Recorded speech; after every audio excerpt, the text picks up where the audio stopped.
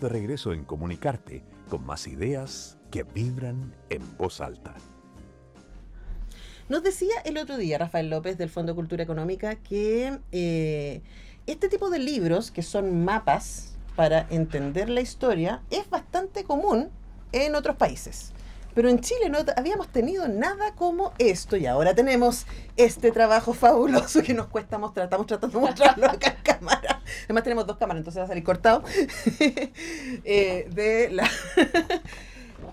destacadísima historiadora y autora y además presidenta directora ejecutiva de Fundación Iguales, María José Cumplido. ¿Cómo estás, Cote? Bien, ¿y tú, Antonella? Muy feliz de que estés acá nuevamente. Me encanta estar acá. Bueno, por si no lo saben, la Cote inauguró la serie de conversaciones que organizó Penguin Random House. Acá nos estamos leyendo con una súper entretenida conversación con Jorge Baradit. La pueden encontrar ahí en nuestro canal de YouTube y en nuestra web. Entonces, yo no había estado en este estudio, pero no conversando conmigo. Exactamente. Así que me encanta que estés acá para hablar además de esto de Chile en siglos y luego...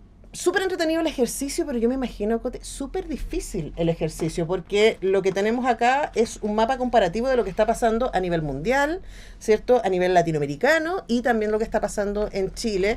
Entonces, yo lo primero que me imaginé cuando empecé a revisar esto es, ¿qué dejas adentro, qué dejas afuera? ¿Cómo vas definiendo? Porque el énfasis de esto es que es una historia cultural, sí, sobre todo. Mira, este trabajo que, claro, como bien decías, fue una línea de tiempo, y es una línea de tiempo que intentamos hacer lo más diversa posible. Uh-huh. Entonces, uno de alguna manera está acostumbrado a la batalla, no sé qué, la batalla bla, bla, bla, pero acá lo que hicimos fue primero dividirlo por temas, Uh-huh. ¿verdad? Entonces uno puede encontrar cosas, obviamente, de política, pero temas de naturaleza, alimentación, de cultura, urbanismo, etcétera. Y cómo esos distintos planos se van mezclando. Uh-huh. Y eso permite también hacer cruces que quizás nunca antes habíamos hecho. Uh-huh. Voy a poner un ejemplo. En la misma temporalidad está la Guerra del Pacífico y está la entrada de las mujeres a la universidad. Uh-huh. Después de la Guerra del Pacífico se van a encontrar, por ejemplo, con la creación de los primeros liceos públicos femeninos. Y uno dice, oye, ¿por qué después de la Guerra del Pacífico? Fue porque, bueno, necesitaban la plata para la guerra y dijeron que las mujeres esperen un poco. Uh-huh. Ese ejemplo, ¿verdad?, nos hace relacionar, yo creo que más elementos. Y ¿qué se deja fuera que no?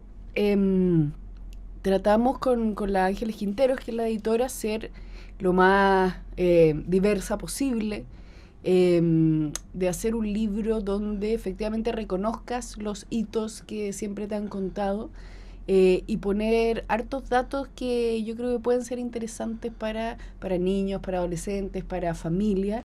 Y hay mucho la autora también. Sí, es como, estas son mis cosas que son las cosas también que me llaman la atención. Además, pero te llamaron, entonces es como, ¿para qué me llaman si saben cómo me pongo? Exactamente. Claro, entonces hay cosas que también pensaba, bueno, a mí me hubiera gustado saber que en el siglo XVII aparece por primera vez la palabra empanada en la historia de Chile y uno puede decir, bueno, ahí se creó o ahí fue nombrada. Uh-huh. Y esos datos me encantan y yo creo que a ustedes también les van a encantar. Sí, no, de verdad, es muy entretenido y además yo me imaginaba como el ejercicio de ir mirando el mapa, luego vamos a pasar a la otra parte del libro, con alguien más chico, ¿no? Con Sí. un niño, niñe, con un adolescente, diciendo, mira que es divertido como Claro. esto estaba pasando al mismo tiempo que esto otro. Uh-huh. Y voy a quedarme en algo que tú dijiste respecto a la autora, porque Cote Cumplido es muy reconocida todos tus libros. Creo que este es el primero que no está específicamente enfocado en historia de las mujeres.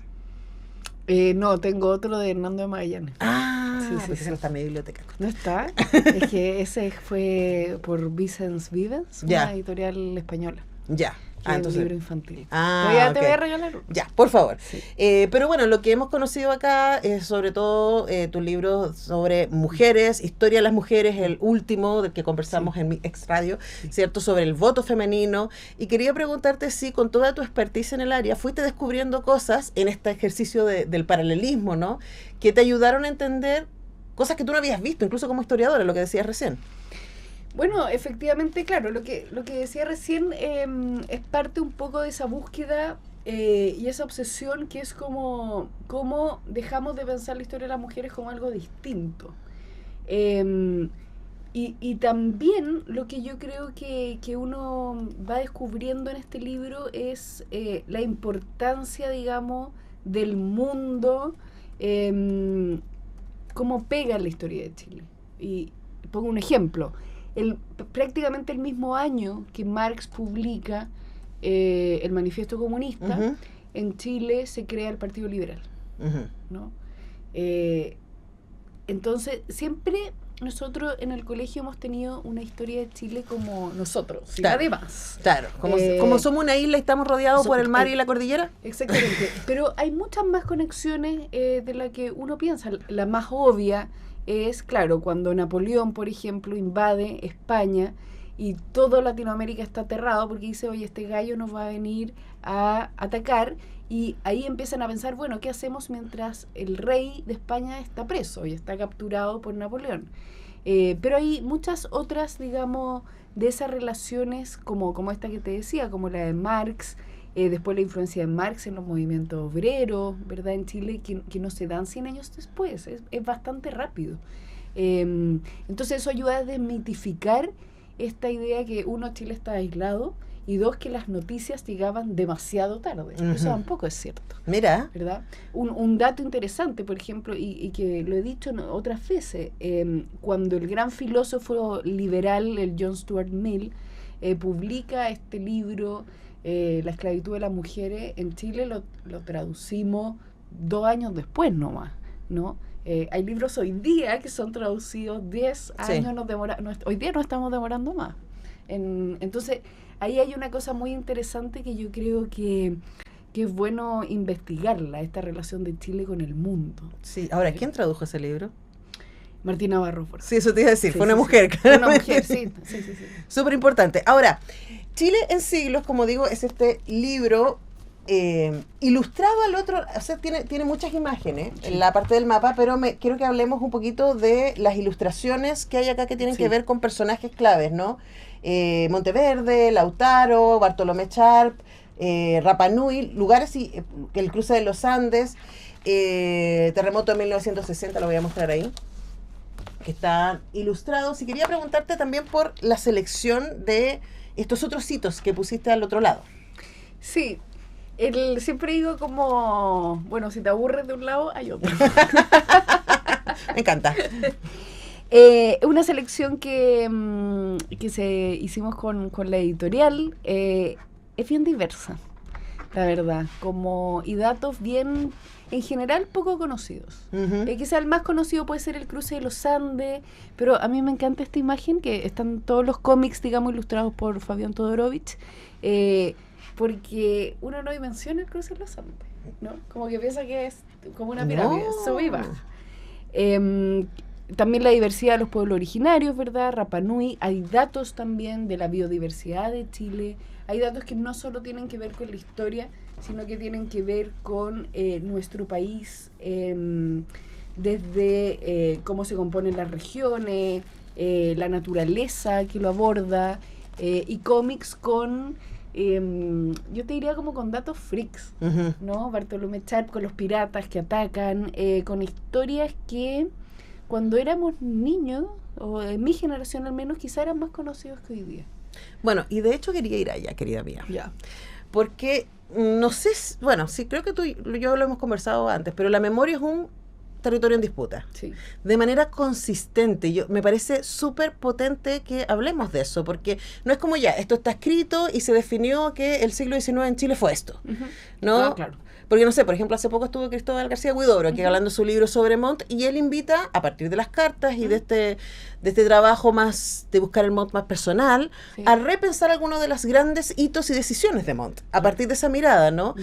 Y hoy día, además, tenemos un momento que quiere borrar o quizás darle una mirada distinta, bastante polémica a lo Sí. que fue los 17 años de dictadura, ¿cierto? Y también el gobierno de Allende, etcétera, que está ayer, ¿no? Sí. Entonces, ¿por qué como historiadora para ti es importante no solamente la investigación, sino también la divulgación de lo que tu área, tu disciplina ha dicho, mira, esto es lo que sabemos respecto al pasado? Sí. Mira, yo creo que la gran pregunta que los padres hacen cuando uno quiere estudiar historia es ¿para qué sirve la historia? Ujú. Y que termina siendo una pregunta filosófica. Y yo creo que la historia sirve para que tengamos una visión menos angustiosa de la vida, ¿verdad? Porque uno dice, bueno, yo soy una persona que vivirá X años, pero me antecede Ujú. tantos procesos que si me equivoco en algo, da lo mismo. Porque nadie se va a acordar de mí. A menos que. A menos que, claro, hay que evitar eso. Evitémoslo. Y por otro lado, yo creo que la historia de Chile es muy compleja, es muy zigzagueante, es muy diversa. Y conocer esa diversidad y conocer esas distintas perspectivas, yo creo que combate cuando te quieren imponer una sola visión de las cosas, Ujú. de cualquier lado posible. Y combate también esta idea que somos unos contra otros. Ujú. Y lo que hace esta línea de tiempo es que permite que conviva la historia militar, la historia política, la historia cultural, la historia de los científicos y la historia de las personas comunes y corrientes.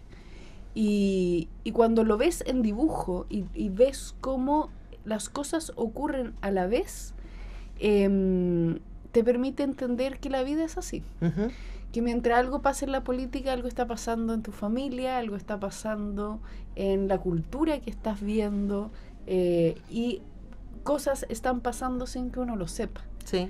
Y a mí me interesa mucho como tener esta concepción de la historia, como en estos tiempos, ¿verdad?, paralelos, como en estas dimensiones paralelas, porque permite que no necesites buscar la explicación única, Ujú. ¿verdad? Pero los datos son los datos. Los datos son los datos, por supuesto. Es que estaba pensando en una noticia que probablemente a ti te dio todavía más ataque que a mí, que esta intervención del gobierno de Trump al Smithsonian. Sí, ¿no? claro. Bajo el argumento que solo se nos está mostrando una parte o que esa parte que se nos está mostrando está enfocada ideológicamente desde un punto de vista, ¿no? Ujú. El Smithsonian es el Museo de Historia Natural. Sí. Y, por ejemplo, una de las cosas que le molestaba al gobierno de Trump, no tengo muy claro en qué quedó esa disputa, tenían que ver con, por ejemplo, la representación de la esclavitud. Claro. Y es como, a ver, pero... El o sea, dato, el dato. no, y además que es como, ¿qué es Estados Unidos si le borramos esa parte de la historia, no? Sí, total. Claro. Entonces hablemos también como de la divulgación y de la representación y lo importante que es, por ejemplo, en este momento en donde se están cuestionando partes de que nos trajeron hasta aquí, partes, ¿cachai? Diciendo, no, si esto no fue así. Sí, yo creo que lo complejo ahí es que, como bien tú decías, efectivamente la historia siempre está en disputa. Y de alguna manera siempre hay que defenderla y siempre hay que intentar poner todos los puntos de vista sobre la mesa. Uh-huh. Y poder separar qué hecho es cierto, qué no. O qué interpretación puede estar equivocada en base a saltos lógicos, Uh-huh, o una mala interpretación, digamos, de la historia, o una opinión, digamos, ideológica. Y efectivamente, cuando uno no se pregunta o no indaga, pasan frases coladas, ¿verdad? Como el milagro económico de Pinochet. Bueno, pero ¿cuál fue el milagro? Claro. ¿Verdad? Volvamos a pensarlo, está bien, y hagámonos preguntas que tienen que ver, bueno, el dinero, digamos, es suficiente para perdonar la muerte y la detención, ¿verdad?, de miles de compatriotas. Pero además también... Moralmente te diría que no, por supuesto. Pero además también ese mismo concepto del milagro económico, y claro, la gente dice, no, pero efectivamente mejoró nuestra calidad de vida, sí, pero a base de deuda, no a base de un aumento efectivamente de los ingresos de la familia Sí. promedio en O Chile. sea, la crisis económica del 82 pareciera que no existe. Bueno, ¿verdad? pero a eso es exactamente Sí. a lo que me refiero, porque una cosa es, y por eso vuelvo a propósito de este mapa de Chile en siglos, una cosa son las interpretaciones y otra cosa son los hechos. Por supuesto. Lo que a mí me preocupa como ciudadana y por supuesto como periodista es el borronamiento de los hechos. Sí. Cuando una parlamentaria dice, bueno, pues si la venda sexy no fue tan así, es como, wow. Claro. pero si tenemos los datos, ¿no? Seguro. Luego podemos cuestionar o conversar o incluso discutir de los distintos puntos de vista de cómo ocurrió, por qué ocurrió, cuáles son las consecuencias, pero el dato, ¿no? Y este libro, Chile en siglos, es una colección de datos. Es una colección de datos, claro, una colección de cruces, y yo creo que también lo importante es que nos preguntemos, bueno, ¿qué pasa con los datos cuando estamos llenos de información falsa en Internet? Exacto. Y ahí yo creo que tenemos que pensar, bueno, ¿cómo vamos a educar a las nuevas generaciones? Quizás una solución es intentar volver a los libros, Ujú. ¿verdad? Menos teléfono, lo que están haciendo otros países, porque no podemos controlar, ¿verdad?, la información falsa que hay. Y también lo que te decía, esto de intentar ampliar también nuestra biblioteca histórica. O sea, ustedes pueden comprar este libro, pero pueden comprar otros de otros autores con otras perspectivas y pueden cambiar estas interpretaciones también. Claro. O puede cambiar qué hechos importan más o menos. Claro, porque aquí tú apareces en la selección más que en la Sí, lectura. Exacto. Claro, aparezco escondida, pero claro, va a haber, por ejemplo, a la Ernestina Pérez, a la Dorila González, no las primeras egresadas, eso es muy... Bueno, pero también ahí hay un ejercicio que tú lo has hablado en otros libros, que tiene que ver con que también, o sea, te pueden decir, ya, pero lo tuyo es un sesgo ideológico porque eres feminista. Y es como, bueno, pero el sesgo ideológico en que ha quedado en los libros de historia siempre ha existido. Ah, por supuesto, claro, y de hecho cuando uno estudia historia lo primero que te enseñan es ver, bueno, cuál es el foco que le está poniendo el historiador. Pueden haber otras selecciones inconscientes que yo he hecho, ¿verdad? Que no sé por qué las hago. Ujú. Y ahí ayúdenme a descubrirlo, como ya ¿sabéis qué? Le escriben a la Cota ahí Le en escriben Instagram. a esta galla, ya tiene un sesgo por aquí, por acá, pone más, qué sé yo, cierto... ve la cultura más desde los libros que lo audiovisual, no sé, estoy inventando cosas que pueden ser. Pero vuelvo a insistir en esto de la diversidad y en esto también de la curiosidad. Ujú. Porque esto efectivamente es una línea de tiempo que uno la puede desplegar y pegar, digamos, en la pared y de tanto mirarla van a ser cruces que yo no he hecho, que quizás nadie ha hecho, y podemos, de nuevo, con esto hecho, volver a mirar la historia desde otro lugar. Y que tiene que ver con nuestro presente. Yo encuentro que eso, Total. que siempre Por estamos supuesto. conversando tú y yo sobre eso. O sea, es Por como supuesto. la historia nos importa porque nos define hoy día. No es Ujú. algo que pasó y que está cerrado, sino que No, nos por sigue supuesto. hablando Claro. y por eso sigue siendo territorio en disputa. Así es. Hemos estado conversando con María José Cumplido, historiadora, autora de diversos libros que ustedes pueden encontrar. El más reciente de estos es Chile en siglos, una línea de tiempo para conocer nuestro pasado y proyectar el futuro, editado por Weathers, así que les felicitamos a los amigos de Weathers y le agradecemos que nos hayan mandado el libro, hay que decir, y atención people, no sé si ya, pero durante el día, porque no estábamos mirando Instagram, en el Instagram de Radio UNIAC, tú sabes que esta radio no solamente difunde la cultura, sino que también regala cultura. Fantástico. Gracias a todos nuestros socios fabulosos y hoy día parte el concurso, se cierra el concurso que teníamos la semana pasada y parte el concurso de libros de esta semana que es con Fondo Cultura Económica y que incluye este libro. Muy bien. Así que vamos a estar regalando este libro hoy día, o sea, durante esta semana, y hoy día se sube el concurso, en un ratito más todavía no está, para que ustedes puedan participar por este libro. Nosotros siempre preguntamos cuál de estos libros te quiere llevar y por qué. Aquí les dimos un montón de argumentos para el de la Cote Cumplido. Gracias, Cote, por venir. Gracias a ti por la invitación. Nosotros nos vamos a la música y ya regresamos con nuestro último bloque para seguir hablando de libros, pero vamos a hablar con el Jero Jara de libros de fantasmas, muertos, no muertos, nos quedó el eco de Halloween. Halloween. Sí, ya volvemos.